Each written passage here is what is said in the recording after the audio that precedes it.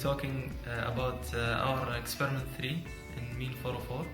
So our objective is to see the effect of our independent variables, which are wind speed, heat rate supplied to the water, and amount of salt concentration in the water, on our dependent variables, which is rate of evaporation. Our experiment has two fundamental uses.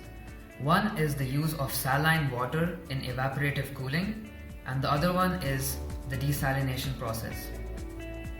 In evaporative cooling, air is blown over salt water, which causes the water molecules from the water to get mixed with the air.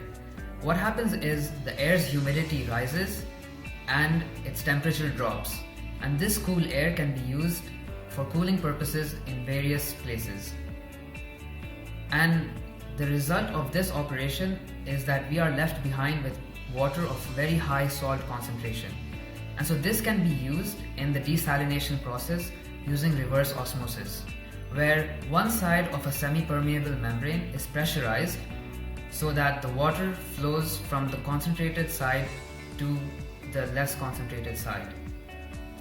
So using this method, we can obtain both fresh water and salt, which can be supplied to the consumers. So the procedure for this experiment was as following. First, we had to fill up the boiling pot with water, then weigh out 40 grams of salt. Then add the salt to the boiling pot and start mixing. Now measure the weight of the boiling pot with the salty water using the weight scale, and make sure that the total weight is 1333.7 grams. Now place the boiling pot on top of the electric stove and place the fan at a distance of 90 centimeters away from the boiling pot, directed towards the top of the pot. Now place the temperature probe into the water and turn on the Wiener lab Quizzle. And turn on the electric stove and wait until the low temperature is reached, which is 32.7 degrees Celsius. This can be done by observing the graph on the lab Quizzle.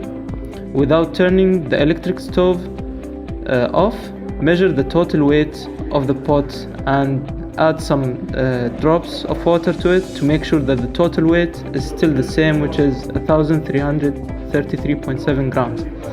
Now place the pot on the electric stove again, turn on the fan at low speed and start the timer and wait for 20 minutes. Now measure the wind speed on the top of the boiling pot using the anemometer. After the 20 minutes are over, turn off the electric stove and the fan.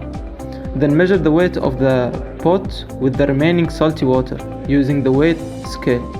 Then record it in the data sheet. Finally, empty the boiling pot and make sure that there is no water inside it. Repeat the previous steps 2 more times without forgetting to record them the measurements on the data sheet. So it should be a total of 3 trials for each independent variable. These steps should be repeated for the remaining combinations as shown in this table, where HH means high heat rate, HM means medium heat rate, W means wind speed, and S means salt concentration. And again, this should be performed 3 times for each independent variable. To classify the combinations of the different factors in the experiment, a binary coding method was used. Since there are 3 levels for the heat rate, we used 2 binary variables, whereas 1 each for wind speed and salt concentration. For heat rate, we used 2 binary variables that represent high heat rate and medium heat rate. High heat rate stands for when we started with a water temperature of 45 degrees Celsius, and medium means 39.1 degrees Celsius. And low heat rate was when we started with 32.7 degrees Celsius. In the coding here, H equals to 1 stands for high heat rate, whereas 0 means it is not present. Similarly, for medium heat rate, when HM equals to 1, it signifies the presence of medium heat rate, and 0 means that it is absent. So therefore, for low heat rate, when the two factors are 0, it signifies low heat rate. The next two factors, which are wind speed and salt concentration, W equals to 1 stands for high wind speed, which is 2.4 meters per second, and low wind speed, which is 1.7 meters per second.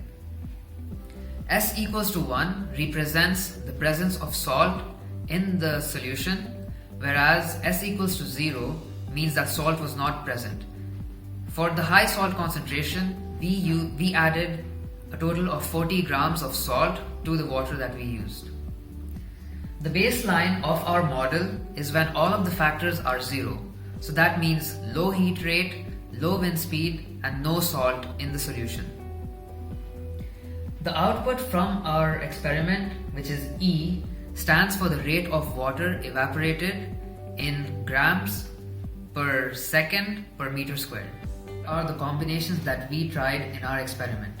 Note that it is a full factorial experiment since we used all the possible combinations that are possible.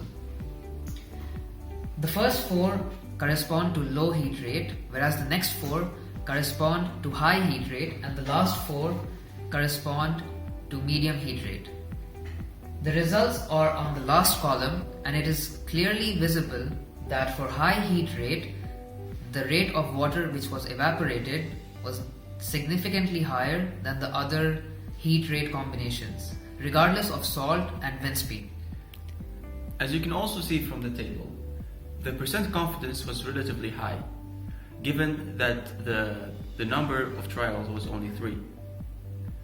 Now, this can be explained by the fact that the standard deviation was relatively small compared to the averages of these of each combination. In fact, on average, the standard deviation is 12% of the trial average. You can also see from the table that the percent confidence when adding salt to the solution is relatively low. This could be explained that the standard deviation was relatively high when adding salt to the solution trials. In contrast, the no salt concentration trials had relatively low standard deviation, which we should expect that the results are true. In contrast to the salt, which meant that there may be potential sources of error that caused this high standard deviation. So, in conclusion, increasing heat rate supplied to the water and the wind speed lead to increase in rate of water evaporated. Whereas for the salt concentration, the effect of it was negligible. This can be due to the fact that the salt used was iodized salt, which is unstable and has a very fast evaporation rate. It was noticed from the results that the effect of heat rate is the most dominant between the other independent variables.